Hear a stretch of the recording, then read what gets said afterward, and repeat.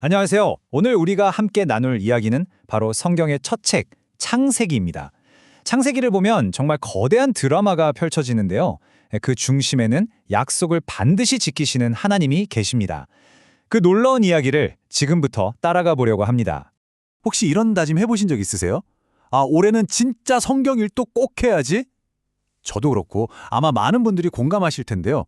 근데 막상 연말이 되면 어떠세요? 그 다짐이 좀 흐지부지 될 때가 많죠? 이게 참 그래요. 우리 스스로에게든 다른 사람에게든 또 하나님 앞에서도 약속은 많이 하는데 그걸 끝까지 지키는 게 생각보다 정말 어렵더라고요. 바로 여기서 우리와 하나님의 근본적인 차이가 드러나는 것 같아요. 보세요. 우리의 약속은 깨지기 쉽고 상황이 좀 바뀌면 금방 흔들리잖아요. 하지만 성경이 우리에게 보여주는 하나님의 약속은 절대로 깨지지 않습니다. 사람이 변하고 세상이 아무리 바뀌어도 그분의 약속은 영원 불변하죠. 오늘 창세기를 통해서 이 놀라운 진리를 한번 제대로 만나보시죠. 자, 그럼 이야기의 시작으로 한번 가볼까요? 창세기 앞부분, 그러니까 1장부터 11장까지를 먼저 들여다볼 텐데요. 이 부분은요, 왜 하나님의 그 위대한 약속이 우리에게 그토록 절실하게 필요했는지 그 배경을 설명해주는 아주 중요한 서막이라고 할 수 있습니다. 창세기 1장과 2장을 딱 펼치면요, 정말 완벽한 세상이 그려져요. 하나님이 인간을 당신의 모습 그대로 만드시고 복을 가득 주셨잖아요.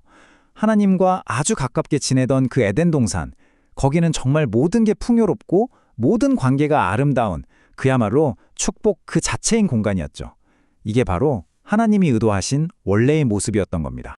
그런데 3장에서 모든 게 무너지기 시작합니다. 아담과 하와가 불순종하면서 그 완벽했던 복이 저주로 바뀌고 결국 에덴에서 쫓겨나게 되죠. 비극은 여기서 끝나지 않아요. 4장에서는 아들인 가인이 동생 아벨을 죽이고 하나님으로부터 더 멀리 쫓겨나게 됩니다. 죄가 점점 더 깊어지고 퍼져나가면서 인류는 하나님에게서 끝없이 멀어지는 그야말로 추락의 소용돌이 속으로 빠져들고 맙니다. 그리고 창세기 6장에 이르면요, 상황은 정말 최악이 됩니다. 성경이 그때 사람들의 상태를 뭐라고 표현하냐면 사람의 죄악이 세상에 가득하고 마음으로 생각하는 모든 계획이 항상 악할 뿐이었다라고 해요. 와, 정말 끔찍하죠? 결국 하나님이 홍수로 심판하실 수밖에 없을 만큼 그야말로 절망적인 상태에 이른 겁니다. 그런데 바로 그 순간 이 모든 게 끝난 것 같은 절망의 한가운데서 창세기 12장에 엄청난 반전이 일어납니다. 바로 하나님께서 직접 개입하시는 거죠. 이 끝없는 저주의 흐름을 딱 끊고 다시 축복의 이야기를 시작하시기 위해서요. 하나님이요, 당시 우상을 섬기던 땅에 살고 있던 아브람이라는 한 사람을 딱 부르세요. 그리고 이 약속을 주시는데 이게 정말 중요합니다. 성경 전체를 꿰뚫는 핵심 약속이라고 할 수 있거든요. 하나님에게서 멀어졌던 인간을 다시 회복시키기 위한 하나님의 위대한 구원 프로젝트가 바로 이 순간 공식적으로 시작되는 겁니다. 자, 이 약속을 잘 뜯어보면 두 가지 내용이 있어요. 첫째는 아브라함 너와 네 후손이 큰 민족을 이룰 거라는 거예요. 그리고 둘째, 이게 진짜 중요한데 바로 너를 복의 통로로 삼아서 이 땅의 모든 민족에게 복을 주시겠다는 겁니다.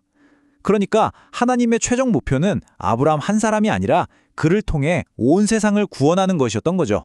그래서 창세기 뒷부분, 그러니까 12장부터 마지막 50장까지는요. 이 약속이 아브라함, 그 아들 이삭, 손자 야곱, 그리고 증손자 요셉까지 어떻게 이어져 내려가는지를 보여주는 이야기입니다.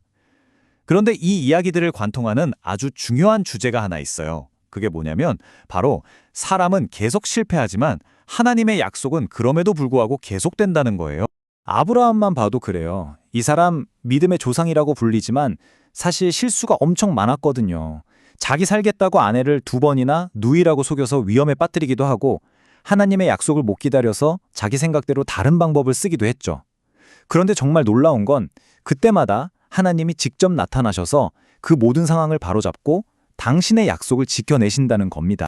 그 아들 이삭을 거쳐서 손자 야곱으로 가면 이야기는 더 흥미진진해져요. 야곱은 이름뜻 그대로 속이는 자였잖아요. 형도 속이고 아버지도 속이고 결국 집에서 쫓겨나 도망자 신세가 되죠. 보통 같으면 쟤는 안 되겠다 싶을 텐데 하나님은 그런 야곱을 끝까지 포기하지 않으시고 오히려 그를 만나주시고 복을 주십니다. 그리고 이 이야기의 절정은 바로 요셉에게서 나타납니다. 와, 요셉의 인생은 정말 파란만장하죠. 형들한테 노예로 팔려가고 억울한 누명을 쓰고 감옥에 갇히고 사람이 겪을 수 있는 웬만한 고난은 다 겪은 것 같아요. 인간적으로 보면 완전 망한 인생이죠. 그런데 성경은 그 모든 고난의 순간마다 한 문장을 계속해서 반복해요. 바로 여호와께서 요셉과 함께 하셨다는 말입니다. 그리고 마침내 모든 고난을 이겨내고 총리가 된 요셉이 자기를 팔았던 형들 앞에서 이런 고백을 합니다. 이게 창세기 전체를 아우르는 핵심 메시지라고 할 수 있어요. 형들은 나를 해치려고 했지만 하나님은 그 악한 일조차도 선하게 바꾸셔서 오늘처럼 많은 사람의 생명을 구원하게 하셨습니다. 와, 정말 소름 돋는 고백 아닌가요? 모든 걸 하나님의 큰 그림 안에서 해석해내는 거죠. 그러니까 결국 이 모든 족장들의 이야기가 우리에게 뭘 말해주고 있는 걸까요? 바로 이겁니다. 우리의 소망이 우리의 완벽함이나 우리의 신실함에 달려있는 게 아니라는 거예요. 우리의 소망은 오직 한 번 하신 약속은 반드시 지키시는 그 하나님의 신실하심에 달려있다는 것. 바로 이게 창세기가 우리에게 주는 가장 큰 위로이자 핵심 메시지입니다. 자, 그런데 이 이야기가 창세기 50장에서 끝나는 게 아닙니다. 이건 거대한 드라마의 일부, 끝에 불과해요. 아브라함에게 주셨던 이 위대한 약속은 이제 신약 시대로 넘어가서 마침내 그 클라이맥스를 향해 달려갑니다. 아브라함에게 주셨던 그 약속, 너를 통해 모든 민족이 복을 받을 것이다 라는 그 약속이 이스라엘의 기나긴 역사를 거쳐서 마침내 누구를 통해 성취될까요? 바로 예수 그리스도를 통해서입니다. 신약 성경 마태복음이 아브라함의 자손 예수 그리스도의 계보라 이렇게 시작하는 게 절대 우연이 아니에요. 예수님이야말로 그 약속의 최종 성취자이시고 우리를 저주에서 건져내어 다시 복의 자리로 옮기시기 위해 이 땅에 오신 분이라는 거죠. 그러니까 창세기는 그냥 오래된 역사책이 아닌 거예요. 사실은 예수님 이야기의 첫 장이자 우리 모두를 구원하고 축복하시려는 하나님의 거대한 계획이 시작되는 이야기인 셈이죠. 이걸 가리켜서 창세기 안에 담긴 복음이라고 부르는 겁니다. 그래서 오늘 이야기의 가장 중요한 결론을 한 문장으로 정리하자면 이겁니다. 우리의 구원은 내가 얼마나 잘하느냐, 나의 신실함에 달려있는 게 절대 아니라는 것. 구원은 오직 약속을 하셨고 그 약속을 반드시 지키시는 하나님의 신실하심에 달려있다는 사실입니다. 자, 그럼 이 말씀을 우리 삶에 한번 적용해 볼까요? 지난 한 주 어떠셨나요? 혹시 아브라함처럼 믿음이 흔들렸던 순간은 없으셨어요? 아니면 야곱처럼 어리석은 실수를 저질렀거나 요셉처럼 정말 억울하고 힘든 일을 겪지는 않으셨나요? 그럴 때 우리는 도대체 어디에 소망을 두어야 할까요? 우리의 소망은 바로 여기에 있습니다. 우리를 부르시는 분은 신실하시다는 것. 그래서 그분이 반드시 이루실 거라는 약속. 우리의 잘남이 아니라 우리의 연약함에도 불구하고 일하시는 그 하나님의 신실하심이 바로 우리의 유일한 희망입니다.